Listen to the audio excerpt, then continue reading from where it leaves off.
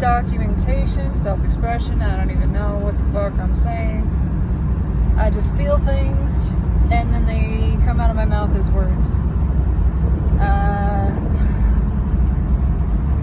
There's this recognition that ego's allowed to feel what it feels, that I have ego.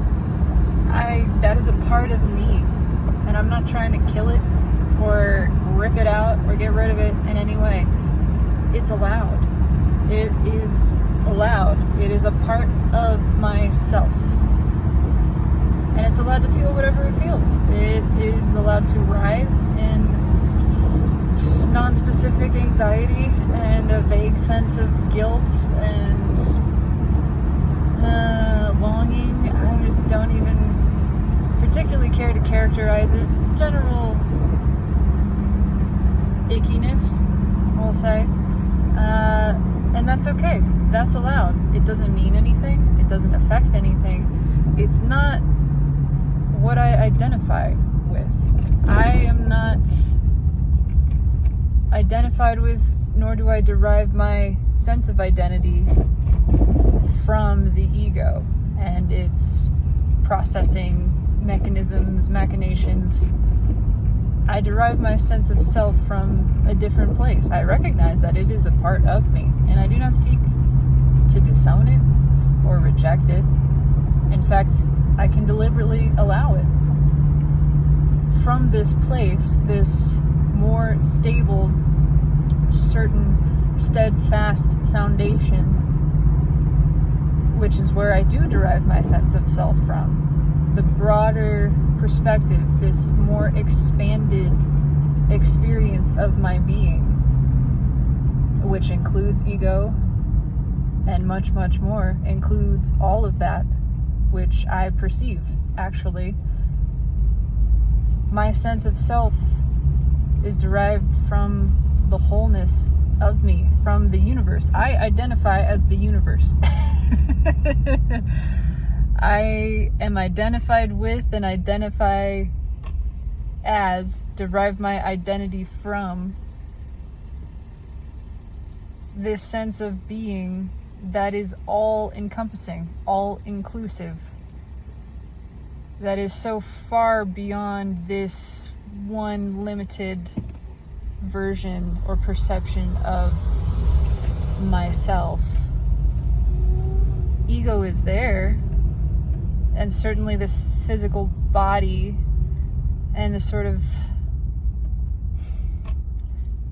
components and experiences attached specifically to it are a part of that identity, but they are not the source of the identity. Again, myself is so much bigger, so much more than. It is that which contains this and everything. I am fundamentally the container and the contained, which places me in a further removed perspective, viewpoint of simply the perceiver, the experiencer, the allower, that which both contains and is what is allowed by the containing. It's trippy and beautiful and profoundly empowering, stabilizing, connecting to and identifying as the broader being, the one self, that which includes all, perceives in this moment that I am all, I am in union with all, in unison. All that I am is operating for the benefit of my being. It cannot do anything otherwise.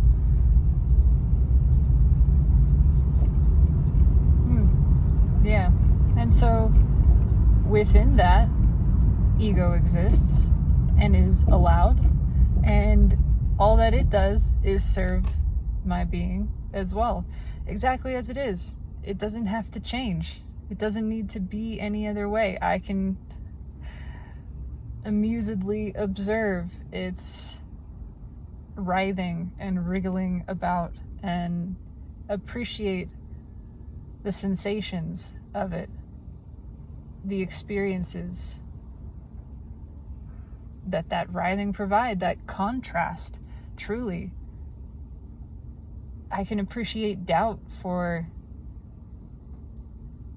being the opportunity to expand faith. I can appreciate rejection or dislike of a thing as the opportunity to expand my appreciation and acceptance of all. My growing in unconditionality and unconditional love of myself, which is everything. It's all really always to my benefit. And I see that. I feel that. I know it. Know it as by gnosis, as by the direct experience, as one knows the warmth of the sun, knows that it grows things. All of the science, all the data and statistics, they don't matter when you experience it firsthand.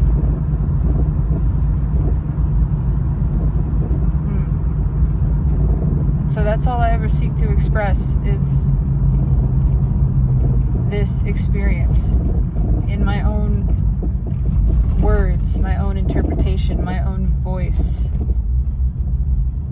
What it is to continuously and continually grow in my knowledge, direct knowledge by the experience of my expanded self, which is ever expanding. And so this knowledge is ever deepening. It is an endless journey and an endless practice, and I grow to enjoy it and appreciate it more and more. I only ever become more myself. That is a really profoundly beautiful thing. And I cannot make a map for any other, because even to map my own landscape, it's still just my landscape. It's not anyone else's. The landscape of another's reality and experience of their own consciousness. It is the same consciousness, but their own personal experience of it is necessarily personal, intimate, subjective, individual. I can map this landscape, but it is not the same landscape that anyone else is experiencing. Furthermore, it's always shifting. It is in a constant state of flux around me, so what good is the map anyway? All I can do is stand in the place that I am and shout from my mountaintop, here's what I see. It's beautiful. I see radiance. I see skies of blue and clouds of white.